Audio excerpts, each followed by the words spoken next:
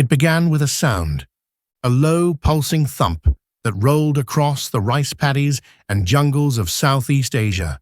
That sound, deep, mechanical, alive, would become the voice of an entire war. The UH-1 Iroquois helicopter. To everyone who heard it, it had another name, the Huey.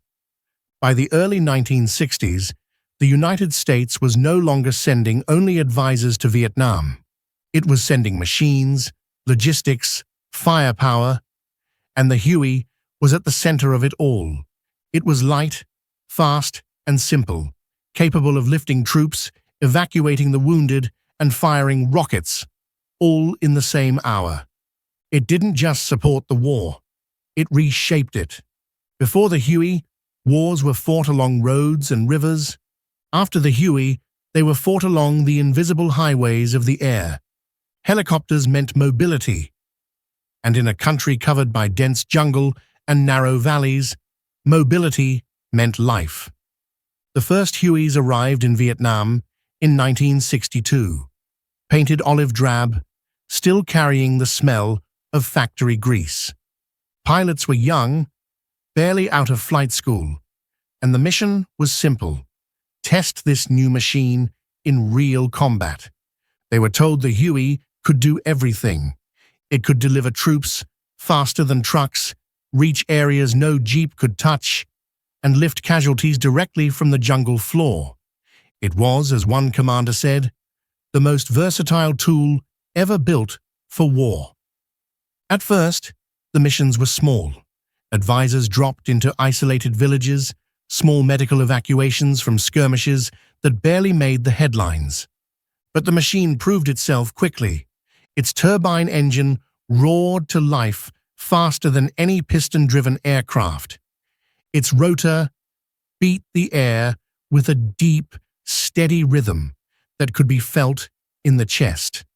And its downwash, that wall of wind and dust, became the signature of arrival, the sound of hope and fear all at once. By 1965, the war had exploded into full-scale conflict. The US committed hundreds of thousands of troops, and with them came swarms of Hueys. They filled the skies over Pleiku, Ia Drang, Khe Sanh, Da Nang.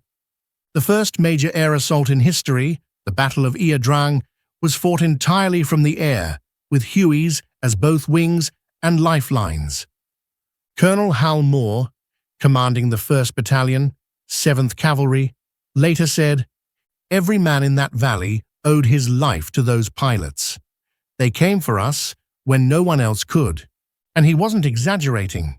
Huey pilots flew into hot zones under heavy fire, landing in clearings barely wider than their rotors. They hauled out the wounded, ferried in reinforcements, carried ammunition and water, often while taking hits themselves. The aircraft's skin was thin aluminum. Bullets tore through it easily, but it kept flying. Crews learned to read the machine's language, the vibration of the blades, the groan of the transmission, the feel of the cyclic in their palms. Every flight was a calculation between risk and necessity. Every landing zone, an LZ, was a world of chaos. Dust, smoke, shouting, infantrymen sprinting through the rotor wash, ducking beneath the blades. The door gunners firing bursts into the tree line, tracer rounds arcing like fireflies in the dark. And when the last soldier was aboard, the Huey would leap into the air, straining, shaking, lifting just enough to clear the treetops before banking away. We had no armor. We had no ejection seats. We had the Huey. And that was enough. The soldiers on the ground called it the sound of the cavalry. When you heard that rhythmic thump in the distance, you knew help was coming. It was a promise that no matter how deep in the jungle you were, someone would risk everything to pull you out. Medevac pilots, Dustoff crews, embodied that promise. They flew unarmed, marked only by a red cross, through gunfire to rescue the wounded. They didn't carry weapons because they weren't supposed to fight, but that didn't stop the bullets. Many Dustoff crews never made it back, yet they flew again the next day and the day after that. Captain Patrick Brady, one of the most decorated medevac pilots, later said, "The greatest honor was to carry the wounded. If you could get them out, they'd live. And that was all that mattered."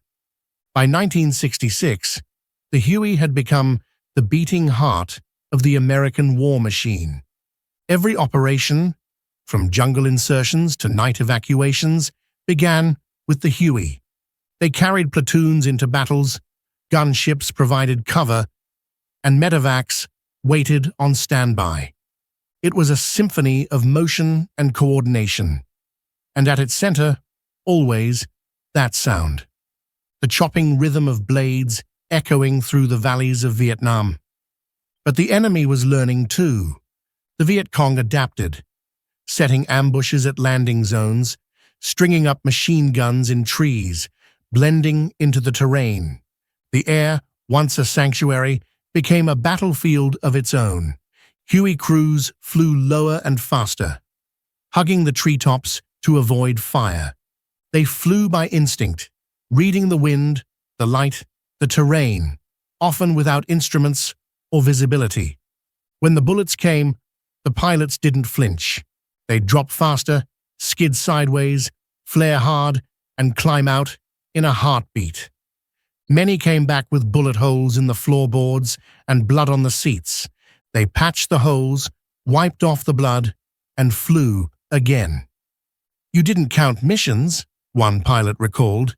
"You just flew until someone told you to stop." And no one stopped for long. By 1967, the war's intensity had doubled. The US was flying hundreds of air assaults a day. Helicopters carried entire divisions into combat zones in a single morning, something impossible just a decade earlier.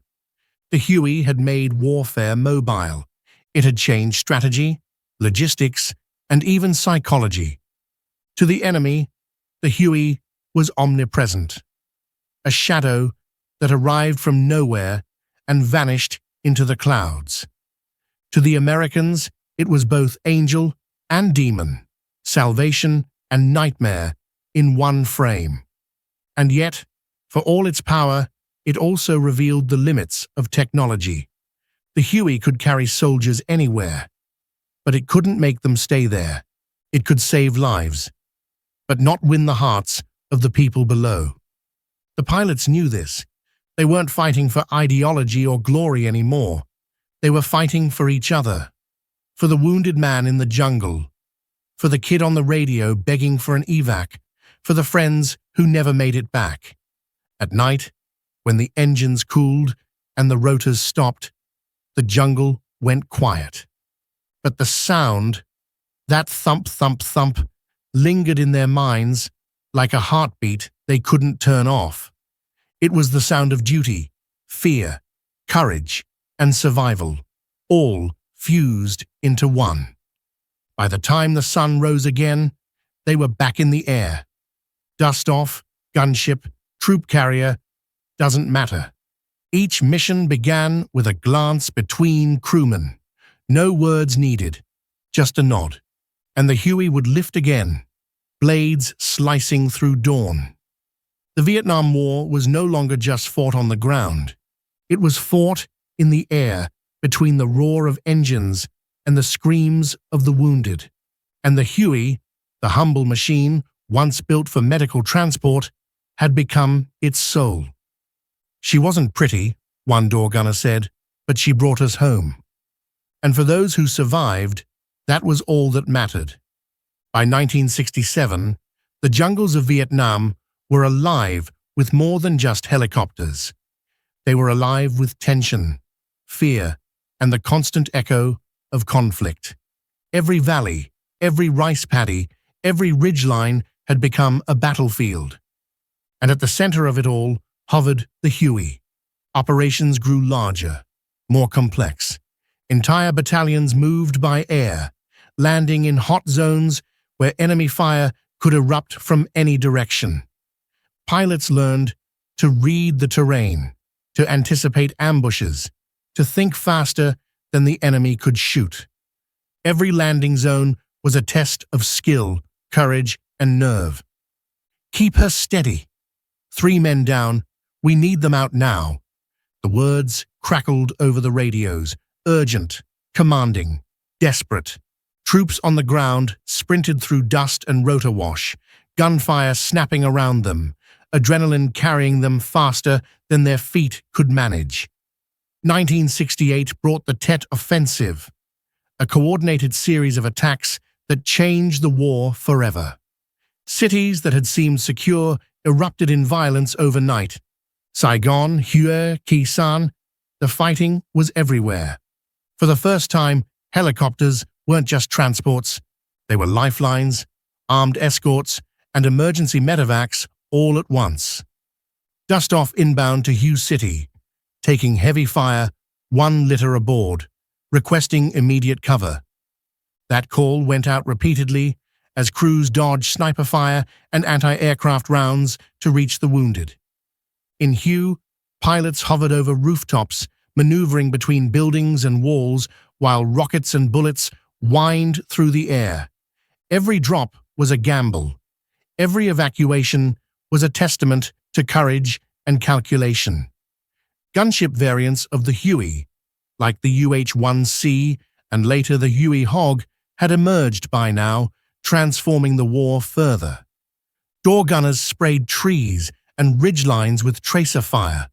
Rockets streaked through the jungle canopy, illuminating the night like fireflies of destruction. They became flying shields for the troops below, a protective presence in an otherwise chaotic world. "Incoming fire from the tree line." "Keep the nose up, keep her steady," gunners shouted. Pilots responded instantly, coordinating in a ballet of violence and survival. Every sortie was a choreography of life and death. Medevac missions grew even more harrowing. Pilots like Captain Patrick Brady and crews like those of Dustoff risked everything to save lives. Flying unarmed into ambush zones, they navigated smoke, debris, and gunfire with only their training and instincts. "We can't leave him there. He won't make it without us," one pilot said, voice steady despite chaos. And they didn't leave. Every soldier on the ground learned to depend on the Huey. It wasn't just transport. It was hope. It carried the wounded. It delivered ammunition. It brought reinforcements. And sometimes it carried the dead home. The Huey didn't discriminate between pain, heroism, or fear. It simply went wherever it was needed. The war was escalating. By 1969, thousands of Hueys were in Vietnam, performing countless missions each day. The sound of rotor blades was omnipresent, a thumping heartbeat that marked every village, every firefight, every movement of troops. For infantrymen, it was a signal of relief. For pilots, it was a constant reminder of risk. The Huey's role was evolving as well. Gunships escorted troop transports into landing zones, providing suppressive fire while medevac crews prepared for extraction. Smoke, dust, tracer rounds, and exploding ordnance filled the air, but the helicopters moved like clockwork, executing maneuvers refined by experience and necessity. "We're hit. Keep her steady. We've got men down in the paddies." These calls echoed for miles, each one a story of life hanging by a thread. The psychological effect of the Huey was as powerful as its physical presence. For soldiers under fire, seeing a Huey appear above the tree line could turn despair into hope. Conversely, the enemy learned to fear the sound of those blades, knowing that wherever the rotors appeared, Americans were arriving, fast, armed, and unstoppable. But that omnipresence came at a cost. Thousands of helicopters were damaged or destroyed. Pilots and crew were killed, wounded, or haunted by what they had witnessed. Yet they returned to the skies, mission after mission, because leaving men behind was not an option. By 1969, the Huey had become an icon of the war itself, a symbol of both survival and destruction. It hovered over rice paddies, rivers, jungle ridges, and bombed-out villages. It carried men into combat and out of firestorms. It was a lifeline and a witness to the relentless intensity of a war fought simultaneously on the ground and in the air. Every time I hear that sound, I remember the men we carried, the ones we lost, and the ones we saved. A door gunner recalled years later. The Huey was more than a machine. It was courage, fear, survival, and sacrifice embodied in metal and rotors. It was a war in motion, and it never stopped. By 1969, the war had entered a new, grueling phase. Operations stretched further into the jungle. Battles became longer, and the enemy adapted to American tactics. The Huey remained the center of it all. A machine that had transformed the battlefield, yet one that could not end the war on its own. Crews flew non-stop missions, sometimes 20 or more a day. They ferried troops into remote valleys, extracted wounded soldiers from ambushes, and delivered supplies to units cut off for days. Every mission carried the same calculation: speed, precision, and survival. We're taking fire. LZ is hot. Evacuate as soon as possible. The calls were urgent, almost routine now, as pilots and gunners coordinated in perfect practiced rhythm. The rotor blades chopped the air above rice paddies and jungles, carrying soldiers and hope in equal measure. The Tet Offensive had left scars on every Huey crew. Pilots remembered the fear, the chaos, and the small victories, saving a wounded soldier, lifting a unit out of an impossible trap, or providing cover long enough for reinforcements to arrive. The Huey had become more than transport. It was guardian, fighter, and witness to the horrors below. Gunships had evolved further, outfitted with rockets, miniguns, and flamethrowers. The Huey Hog patrolled the skies, escorting troop transports, suppressing enemy fire, and striking from above with precision unimaginable before the era of air mobility. For the infantry, the sight of a gunship circling overhead meant protection, and often survival. Medevac crews continued their relentless work, flying unarmed into enemy fire, lifting the wounded from mud, water, and blood-soaked rice paddies. They became legends in their own time. "We got him aboard. Hold on, buddy. You're going home." The words were calm, almost gentle, in the chaos, but the actions behind them were anything but. The human cost was enormous. Hundreds of pilots and crew were lost. Thousands of helicopters were shot down, damaged, or destroyed. But the Huey endured. The men endured because the soldiers on the ground needed them. Every lift, every insertion, every extraction became a story of courage against impossible odds. As 1970 approached, the Huey was preparing for its final role in Vietnam. The strategy of air mobility had changed the way the US fought, but political realities and public opinion had begun to limit operations. The war would eventually wind down, but the helicopters remained indispensable until the very end. "We flew until there was nowhere left to go," one pilot recalled, "and when the last man was out, we were still in the air." In 1975, during the fall of Saigon, Hueys lifted hundreds from rooftops, carrying civilians, diplomats, and soldiers to safety. It was the final act of the machine that had defined the war. Life-saving, terrifying, and heroic all at once. The legacy of the Huey extended far beyond Vietnam. It revolutionized helicopter warfare, showing the world that air mobility could change strategy and saved lives on a scale never seen before. It inspired new generations of helicopters and pilots, and it became an enduring symbol of courage and sacrifice. Even today, the sound of the rotor blades echoes in the memories of those who served. It carries the weight of fear, hope, and the unbroken determination of soldiers and crews who faced impossible odds. The Huey was more than a machine. It was the heartbeat of a war, a lifeline, and a testament to human resilience. Through smoke, fire, and the chaos of battle, the Huey carried men into combat and brought them home again.